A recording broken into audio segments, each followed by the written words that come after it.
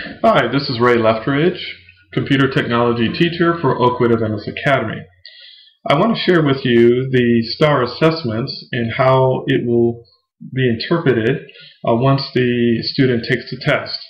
You should receive this information in the mail throughout the school year. This also ties into our benchmarks. So whenever you see benchmarks on the school calendar, they are actually taking the STAR assessment in the computer lab.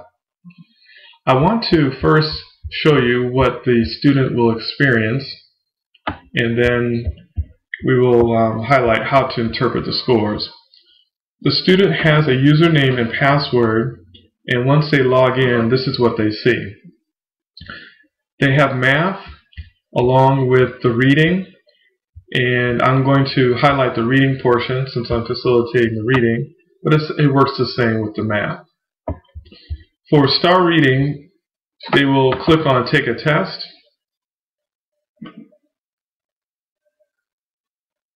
and then they'll simply click Start,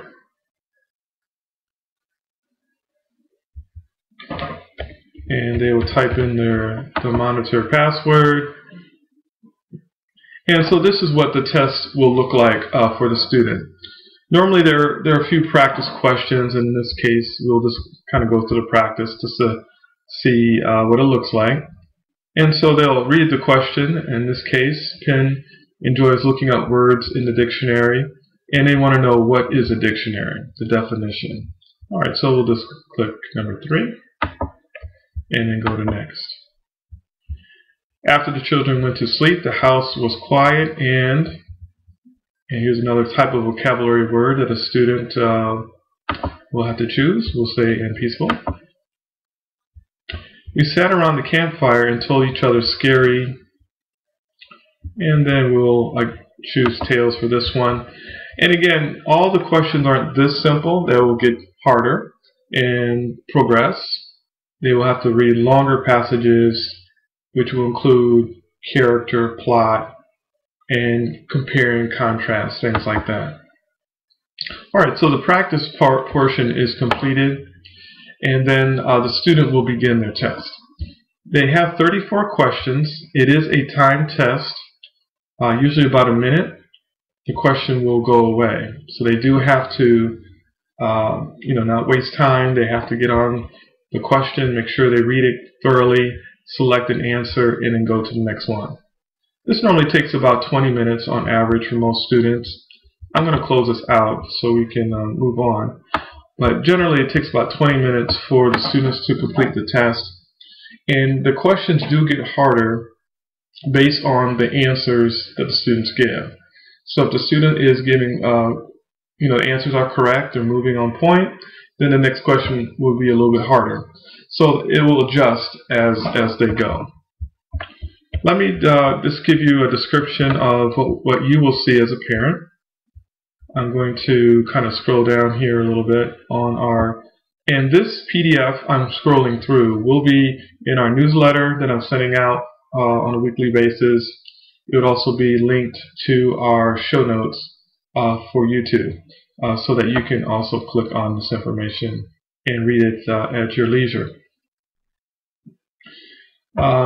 Just want to highlight here that the data that we are getting, and this kind of answers this question here, what are the STAR assessments for, is really to collect data that will give the teacher specific details on a particular student. And this is great information, not just for the teacher, but for you. You're going to have the same access of information that the teacher has. So there won't be any question or vagueness on where is my child and how are they doing. The information is very specific and detailed for reading and for math. And I'm really happy that we have both programs at our school this year.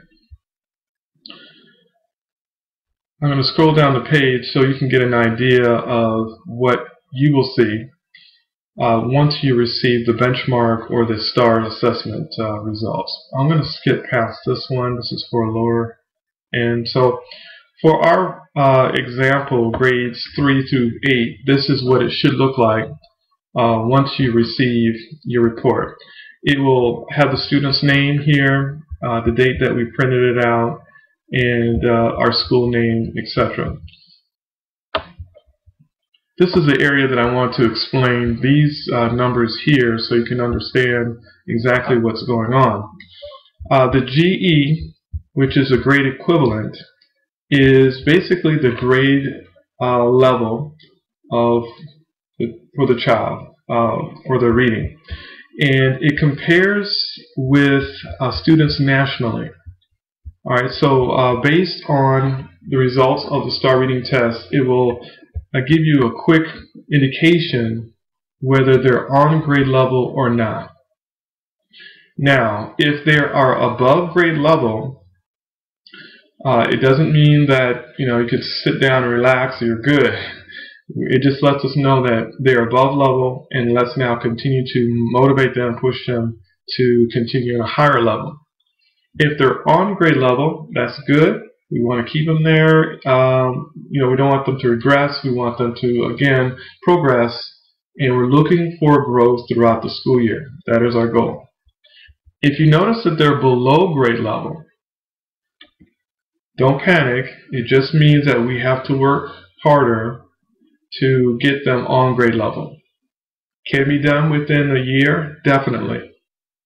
So once we know that they're below grade level, we're going to be looking for specific things to help them raise their grade level score throughout the school year. This may take the entire school year. It could take the entire school year to do this, go through that process. So what we're looking for from benchmark to benchmark throughout the school year is growth. So if they start off at 3.1, next time they take the test, we want to see if they've improved. That's what we're looking for. Now the PR, the percentile rank, basically compares your child's score nationally,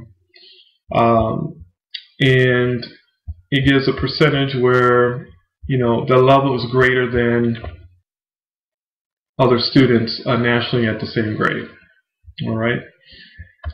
That score is nice to have, it's good information, but nothing here would be, it's going to average here, it says it's going to fall between 22 and 35. I would focus more so on the grade equivalent, and this gives you a graphic of where they're falling. If they're below average, you'll see a mark here, average, and above average. So this area here is where you want to kind of focus on grade equivalent. And then also right here, the instructional reading level is important for the teacher, because this lets us know that for instruction, textbooks, instruction for the teacher in the classroom, this is the level that the student is comfortable with. Notice the difference. The grade equivalent is 3.1 versus instructional level is higher, 3.2. So you will notice there's some differences. There's some students whose grade equivalent may be very high, but the instructional level may be lower, or vice versa. So just keep note of that. This will be helpful for the teacher, and this is where you can communicate with the teacher and myself to make sure that we are on that instructional level where they feel most comfortable. But of course, we want to increase that throughout the year. This ZPD, which is the Zone of Proximal Development, is basically talking about, this is the area where students should be selecting books. When I get into book selection and taking an actual AR test, we're going to take a look at, okay, what grade level book did you select, and what are you reading on and testing. So when a child is looking for a particular book, if their ZPD, their Zone of Proximal Development, is 2.6 to 3.7, this is the area where they should be selecting the books for their own personal reading. We don't want them below this, and then we don't want them too far above where they get frustrated and then get discouraged. So this is a good number to keep in mind, so that as we select books, we want to make sure that it's in the zone of development for them that the student will feel comfortable with.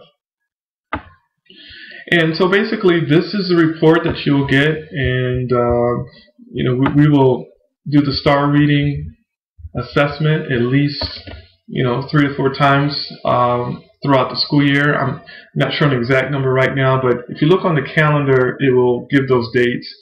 I know we've started at the beginning, so definitely by May or by April, May, when we do our last assessment, we should see a great improvement, and you will get a comparison of how they started at the beginning of the year to when they finished the end of the year. And so that is really our goal throughout the school year. That is basically it. This is a report that you'll get, and use this information to make sure your child is on point. Again, just take the data as factual data, and we'll move. Our goal is to progress the student from where they are to a higher level throughout the school year. And the good thing to do is to share any concerns that you may have about the report. You can share it with the homeroom teacher. You can share it with me as well. I'm going to give you my contact information. And if you have any questions regarding the actual data, or how they're testing, you can always contact me. The school number, my voicemail, and I would encourage you to subscribe to my YouTube channel, because throughout the school year I will continue to give suggestions, ideas to improve the reading throughout the school year, and you will automatically get an email once you subscribe to the channel. Thanks again for watching and listening, and again, we look forward to a great school year.